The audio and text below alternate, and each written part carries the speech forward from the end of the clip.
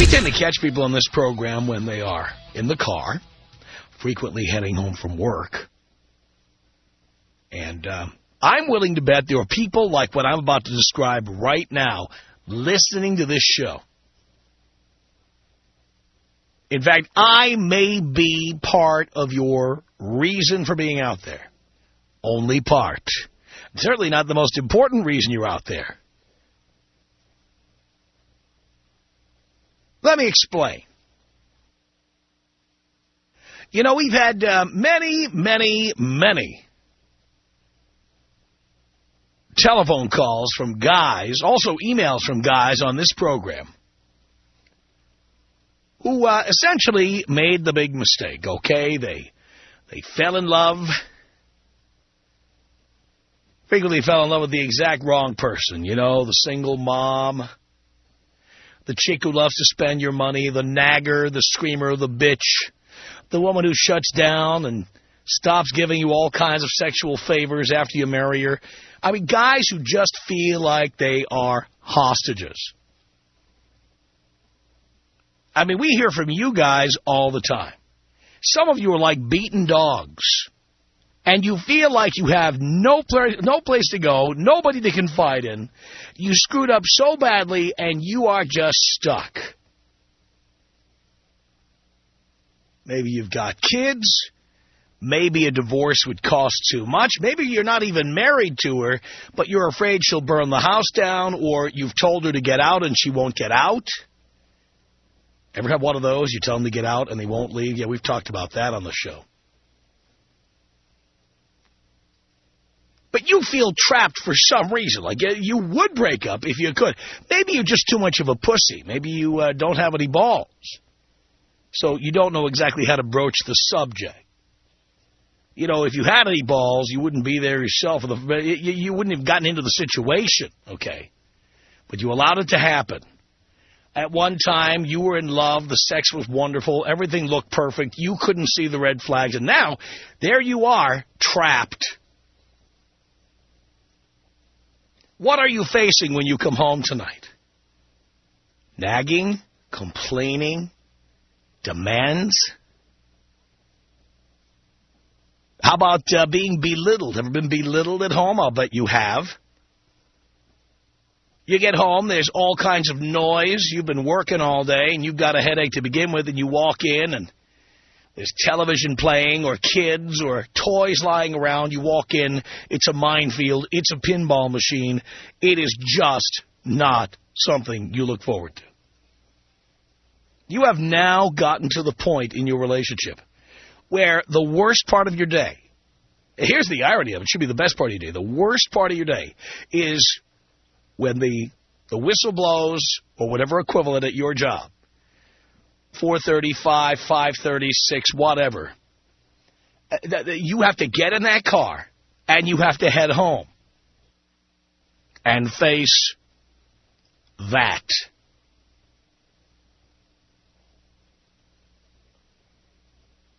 Now, the person I'm talking about is not necessarily having an affair.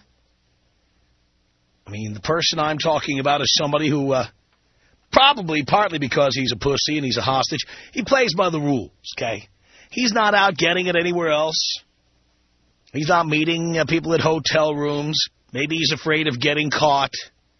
Maybe it's too much hassle. Maybe the fact that this relationship is so bad, he doesn't want to, start anything with anybody else for fear that he may get into the same trouble again. That could be you, Buster. Talking to you. So here's what you do. Because coming home is so hellacious, you do various things. Stop off for a cold one or 5. Drive around the block. Take the long way home. Do a little shopping for, I don't know what, anything on the way home, right? You've been needing to take a look at that fishing tackle on the way home. You stop in there. Maybe you stop at Best Buy. Look at the plasma screen you'll never be able to afford because she's spending every penny you have. Maybe you drop in. You got another buddy who's working at another job. Maybe you drop in on him over at the gas station or the garage or You got a buddy working in an office somewhere near, maybe on the way home or near where you work or whatever, you stop in on him. Maybe you're visiting a friend on the way home. And the point is you're trying to find every means possible not to have to go home to hell.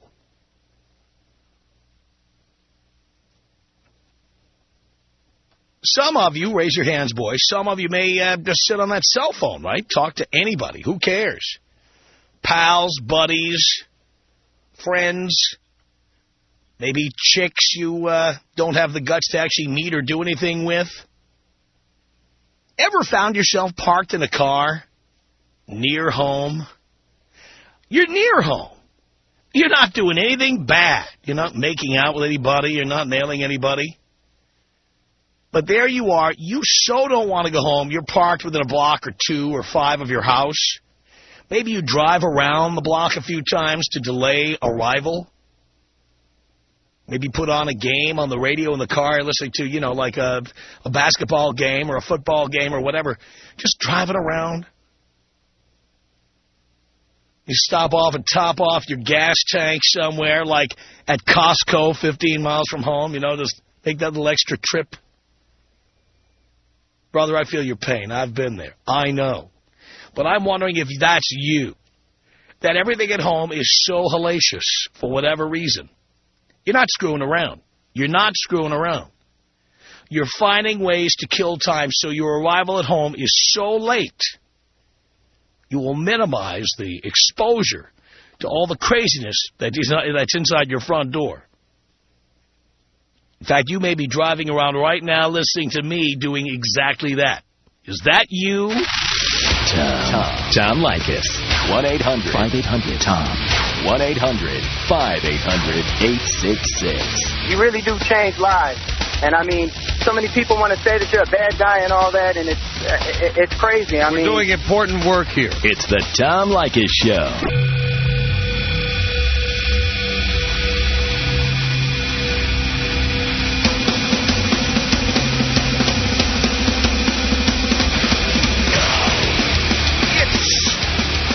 The Tom Leykis Show at 1-800-5800-TOM. All right, there you are. You're killing time. You're finding ways to go home late. You're not even doing anything wrong. You just can't face it. 1-800-5800-TOM. Michael on the Tom Leykis Show. Hello, Dad. Hello, son. I am the absolute poster child pussy of this subject. Really? Right now, I'm literally... Hello? Yeah, go ahead. Right now, I'm sitting literally about 3 blocks away from my house at a park, just smoking cigarettes, calling random people, and I do this about every 2 days because I absolutely despise going home. All right, my situation, I'm 27 years old. I've been with this girl about almost 2 years, and I met her through one of my really good friends. He's roommates with her. And, I mean, I grew up with this guy, and I started going over to his house all the time, and, you know, I eventually started hitting that, and then tried so hard to stay away from the girlfriend title, but, you know, gave in after a while. Well, once she moves in, you've given in. Yeah, exactly. I mean, that's the problem, Michael. You let her move in. Right, I know. How are you going to call her my, roommate when she moves in? What's that? What are you going to call her, your roommate? I would like to. Pal, once you give them the key to your place, they become the de facto girlfriend. I basically turned into a pussy.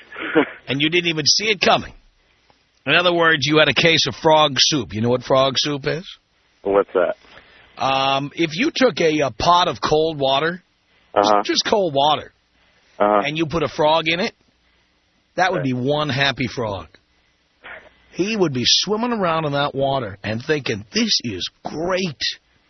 Cold, clean water, no other animals in here, nobody to chase me, no predators, nothing. Feels good. I'm cold and wet all over, and it feels great. Right. Then you take but we're not done yet. Okay, then you put the frog in the pot, and you put the pot on the gas stove, and you turn the gas on. Now, when the gas is on at first, the frog is happy. He doesn't have any idea the gas is on. All he knows is he's swimming around in cold water, even though the gas is on. Slowly but surely, the water gets warmer. And the frog doesn't try to get out of the pot. He keeps swimming around. All of a sudden, one day, he turns into frog soup. And he had no idea he was turning into frog soup. He was happy swimming in the water. That's you. I am the frog. Yes, you are. Well, I mean, this girl is not, and I hear a bunch of your callers calling and saying she's a wonderful girl, but, I mean, she was a wonderful lady at the beginning, and she was fun to hang out with every once in a while. But after about the year mark, she went nuts. Calling me everywhere I went. If I was home 5 minutes late, who were you with? What were you doing? Checking my phone log. How long after you started seeing her did she move in? Up until she just moved in about 4.5 months ago. So, wait a minute. She was already giving you a hard time about where you were, who you were with, what you were doing, and then you let her move in? Yeah. Why? I don't know. You had to hand over the key. Yeah. Why? I have no idea. I mean, did she tell you had no choice? She didn't tell me I had no choice, but she I don't want to say that I got pushed over into it, but, I mean, she slowly, little by little, got her stuff into my house, and then eventually I handed over a key for some reason. For some reason? For some stupid reason. And the code to your answering machine and the key to your mailbox. She doesn't have that. She doesn't? No, she doesn't have that. Do you have an answering machine or voicemail? I do have a voicemail on my cell phone. We don't have a house phone. I see. But and how about a computer? Do you have one of those? Yes. That she has access to? Yes. So anything you write can and will be used against you? Right. Right. Mm-hmm. I mean, she's so insecure that, sometimes I think that she might be cheating, but I just don't care enough to look into it. Well, if she's cheating, then you have an excuse to get rid of her. I know. I just don't. I've never been the type of person to put so much time and energy into finding stuff out like that, but. Well, it looks like you don't put time and energy into anything. You didn't put time and energy into this relationship when it started. You didn't invest any time or energy to keep her from moving in. And now that she's there, you don't want to invest any time or energy to make the hard decision to tell her to get out. That's true. I need you to reclaim my balls, Tom. No, I don't reclaim your balls. You reclaim your balls. All right. Now, do you have a lease? Do you own a house? What's the deal? Yeah, I have an apartment. It's a lease. When is the lease up? May, I believe. Good. Start planning now. Now is the time to get your new apartment ready. Okay. All right. I'll just take off. Yeah, because here's the deal. They've made the law so you can't make anybody leave. Uh-huh. I mean, they have. Yeah. Even if you're not married, even if their name isn't on the lease, you can't kick anybody out or change the locks like you used to be able to. Really? So, yes. So you are going to plan to go in May. Right. You're going to have an apartment ready. You're going to rent it a month before you need it. You're going to spend that month putting the utilities in, making sure the electric and gas are ready, making sure that you've got a refrigerator. You know, in SoCal, many apartments don't come with refrigerators. Right. You're going to make sure that it's ready to go. So that on, the 1st of May, you will have no excuses. And she is not coming with you, and you're not telling her your address. Right. And that is that. I'm not even going to let her know that I'm looking for one. Right. You're not going to tell her. On that day, you're going to go. In fact, I don't have a calendar in front of me, but my guess, odds are, May 1st is a weekday. Probably. You're taking that day off from work, but she won't know it. The movers will arrive at your home about 11 a.m. while she's at work. Do you understand? I do. You are also going to give the landlord 30 days notice in case your lease automatically becomes a month-to-month lease. Okay. Okay, so you're going to let your landlord know you're doing this. Okay. You're going to also tell the landlord that since it's only your name on the lease, no notices are to be delivered to her. Okay. All right, so in other words, he's not to discuss this with her in any way, that you are done with that apartment. So on April, if your lease is up April 30th, by March 30th, you go to the landlord and say, in 1 month, the lease is over and I'm leaving. Put it in writing. Okay. All right. Tell him that you don't want him contacting her or anything. You're moving. She's not. Okay. All right. You know, I mean, I want to leave now. I even have a cousin that's willing to let me move in with him now. Right. And, I mean, he's a big listener of you, and he tells me all the time that I need to get the hell out now. Well, but the thing is, if the rent isn't paid, yeah, your credit will suffer. Yeah. See, I mean, it's so bad that I would be willing to live somewhere else and still pay rent there. All right. Well, if you feel that way, then do it.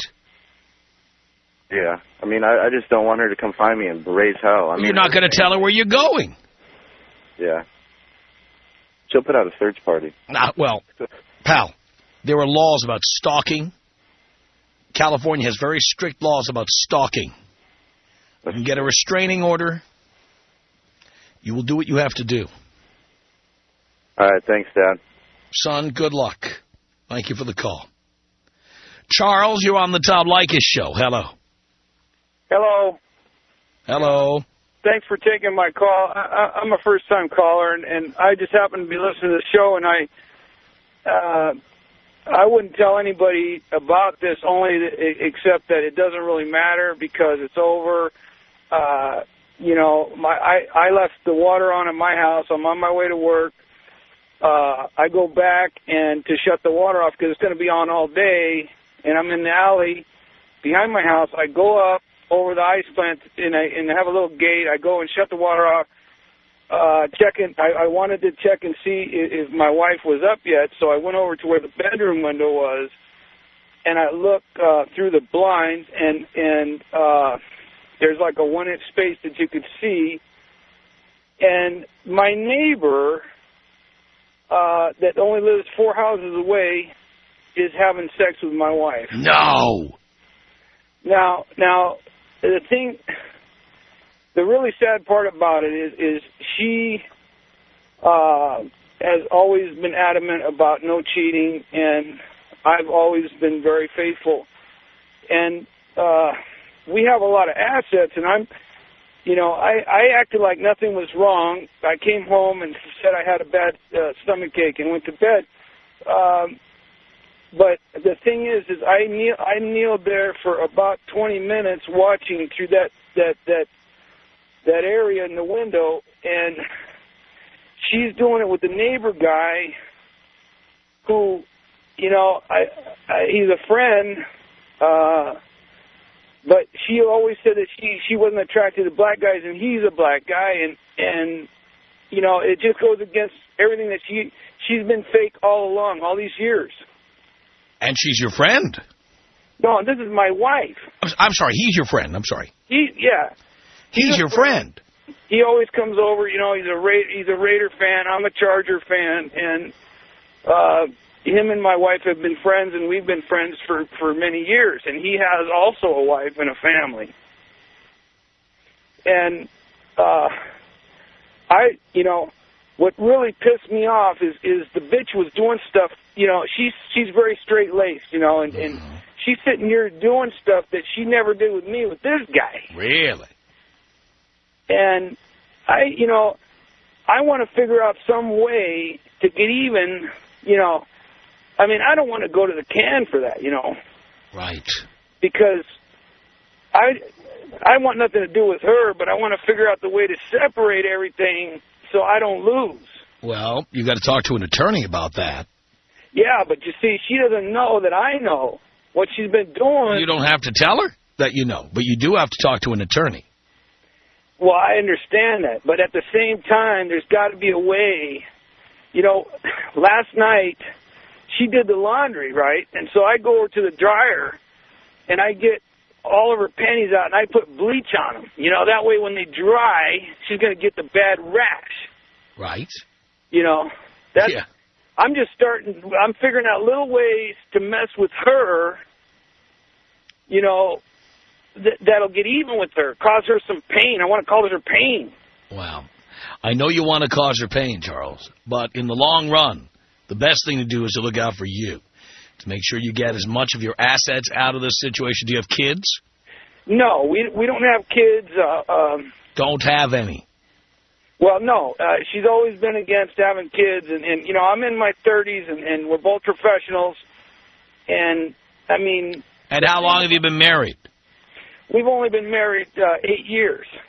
Only 8 years. Tell you something else, Charles. Once you get to that 10-year mark in California, it's alimony forever. Well, no, she actually makes more money than I do. Oh, maybe you'll get some. Doubt it, but... The guy, you know, the guy down the street, you know... He's your friend. Yeah, and here he's knocking the bottom out of it. You know, I'm watching him. I'm like maybe 6-8 feet away. You know, the kid... I couldn't believe it because she's supposed to be, you know, we go to church, and here she is all, you know... Those are always the ones. Yeah. Yeah, you know, they've been friends and hugging and kissing during the holidays, but nothing, you know, she always said that she just was never attracted to black guys. So you wouldn't be suspicious? Well, no, I mean, you know... How do you know? It's probably been going on for a while.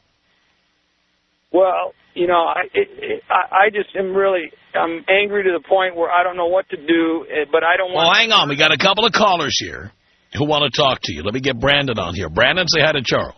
Hey, Charles, how you doing? What's going on, Tom? Not much. Well, first of all, this guy's got two things he needs to realize. Is one, you ain't doing it right. You know, obviously she's doing stuff that she never did for you. You never took control. Second is, what are you doing standing out there for 20 minutes watching? I mean, are you taking notes or what? You know, the third thing that you need to do is you need to go next door to this buddy's wife, explain to her the situation, bang her good, take pictures of it, and just leave them around the house so your buddy and your wife can see that. No. This lady, you don't understand. The lady is a very kind lady. They have like 4 kids.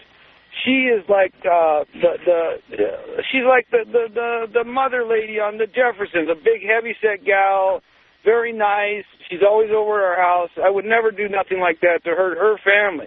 Now the guy, her husband, this guy is just First of all, you know, it's almost a... The guy already did something to hurt his own family, so you don't need to worry about hurting his family, and that's nice and all, but the guy did this to you and your family.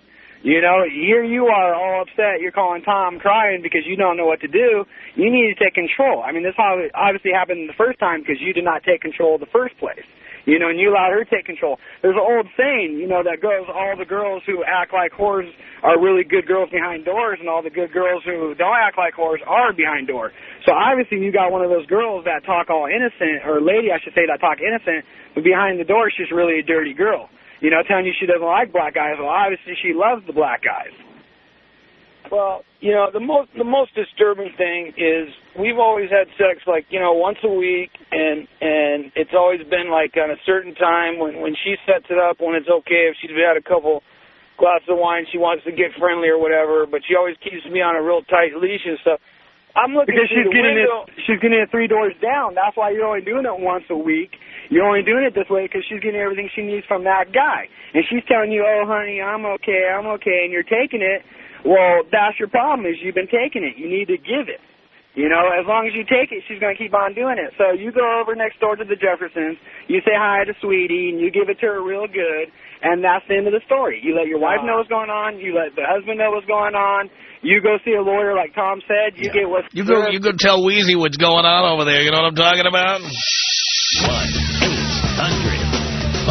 1-800-5800-TOM. There are women out there who enjoy giving oral sex, and I don't want the men out there to be disappointed and think that they can't find a woman like that because we're out here. I know you are. And a lot of guys are still looking for you, baby. The Tom Leykis Show.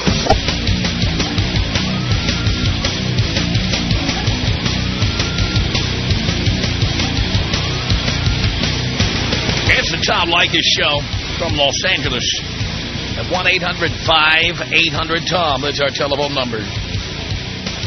your relationship is a living hell. And the result is you kill time on the way home. You don't even want to go home. You're not even cheating. You just don't want to go there.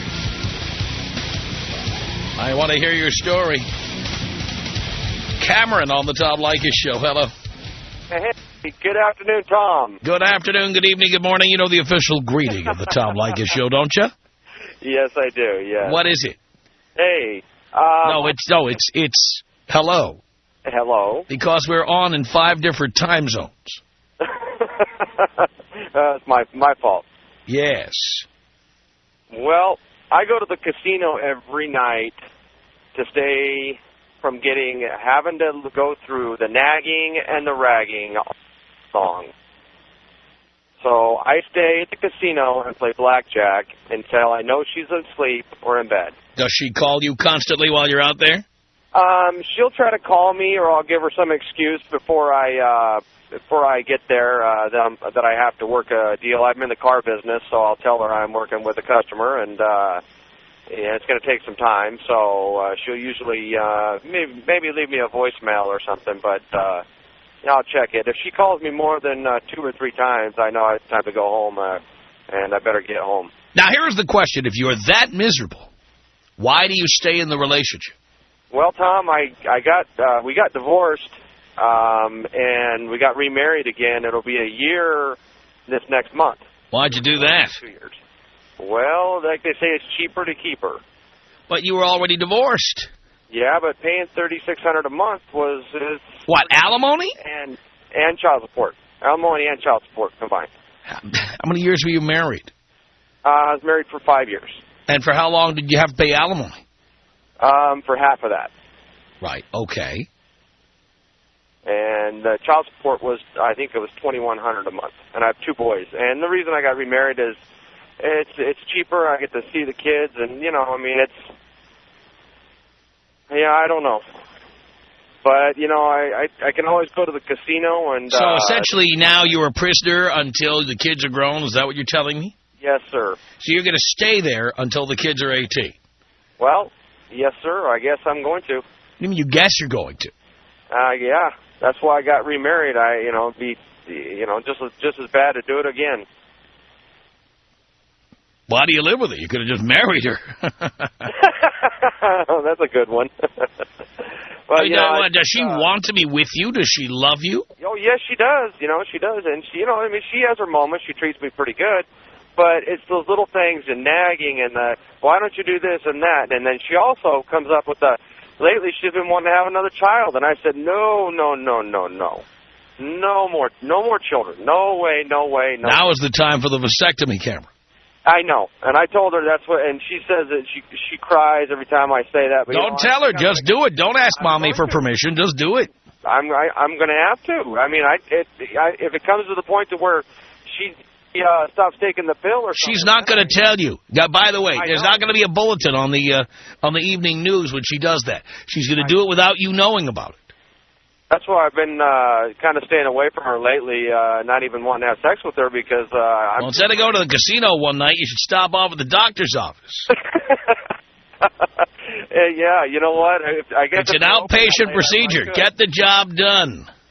Yeah, well, you know what? I'm going to go check in to see how much that is. And, I'm going to go ahead and do that and get that done, taken care of. And once it's done, it's done. Right. Then I don't have to worry about it. Because I'm not going to go through the same old crap, the same old nagging, and the same thing over and over again and have another child involved. I don't blame you. Thanks a lot for the call. 1-800-5800-TOM is our telephone number. Jay on the Tom Leykis Show. Hello. Hello, Tom. Hello, Jay. Is this Tom Leykis? It is indeed. Tommy, you touched on a lot of good topics I would have brought up, like the vasectomy for this last guy and all that. But, you can turn it around. You just got to reach down and grab a pair and just let the wife know, look, I'm miserable, and I look forward to the days that you're working late so I don't have to deal with you and all that stuff. So you used to do this. You used to. Oh, I've been there. I've been the guy at the park just listening to the radio with the chair tilted back. Never cheated or anything, but certainly avoided being in the same proximity. Wow. So what happened when you told her that? We just kind of, we were doing a bad job of communicating, and we just kind of got to really a baseline level of, are we going to work this out, or are we just going to have to go separate ways? And we've got kids. We don't want to do that. And so I just kind of said the nagging and stuff that was bugging me and making me feel like I didn't want to be there. I didn't want to be in the same bed, because that was just, extra time that she would get her digs in. So, thankfully that's all stopped. Wow. I'm hoping it's not just a temporary fix and a full-time one, but, it's all about being assertive and without being, you don't have to be bossy, but you can, instead of just wallowing in your own misery, you just let her know, look, I'm not happy, and I'm surprised if you are, because unless nagging me makes you happy, you're probably not happy either. Good points, Jay. Thank you very much for that call. 1-800-5800-TOM. 1-800-5800-866. I make six figures, and I'm a big guy, but I tell you, when they see the wad, they're all over me. Which wad is that? The cash wad. How well hung is your wallet? It's very well hung. It's the Tom Leykis Show.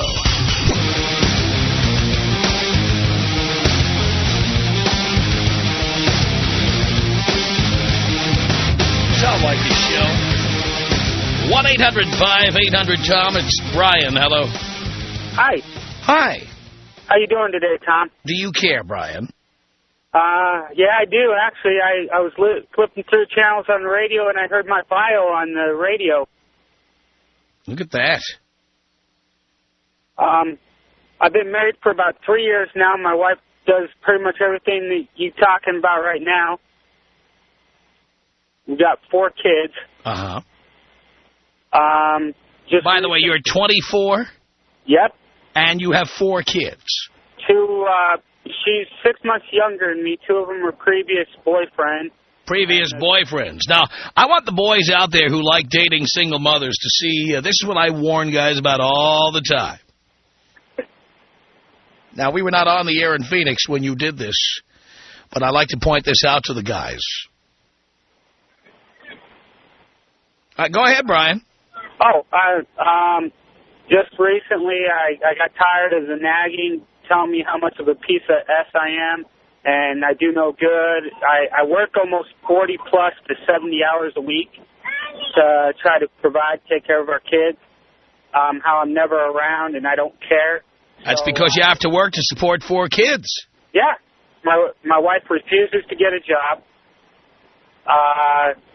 So I left her, filed a restraining order. She violated it, got arrested, and went to go start the divorce process. And I stupid enough to listen to her guilt trips to take her back. Oh, God almighty. Now she's starting back up again. That's what happens. And would you recommend marrying a single mother when you're... How old were you when you got married, Brian? 21. 21. Would you recommend it to others? When you're 21, marrying a single mother? Nope, I wouldn't. I thought I loved her. I wanted to do what was right for my kid. But you didn't have a kid yet when you started. She was pregnant when we got married. Yeah, but why did you date a single mother is the question. You were still a kid yourself. Desperate, I thought it was family life was what I wanted. Yeah, but how about you have your own family? Why did you need to have somebody with baggage? I didn't know any better. Okay, I'll buy that. I'm making this point not because of, for you it's too late. It's the other guys out there who want to do what you did. I want them to know what happens when you do it. We're going through bankruptcy already. She ain't happy in any house that she lives in. I don't think she's happy with her life, period, and she probably wasn't happy even when she met you. Nope. But that didn't stop you from marrying her, did it? She gave me the illusion she was. Yeah. And how much time did you take to figure out whether that was true or not? Couple of months? After the wedding. No, but you didn't... We got married in Vegas, and after we got married, she threatened to get out at the gas station on the way home. How long had you been dating her when you knocked her up? 6 months. 6 months. So you didn't even know this woman when you married her?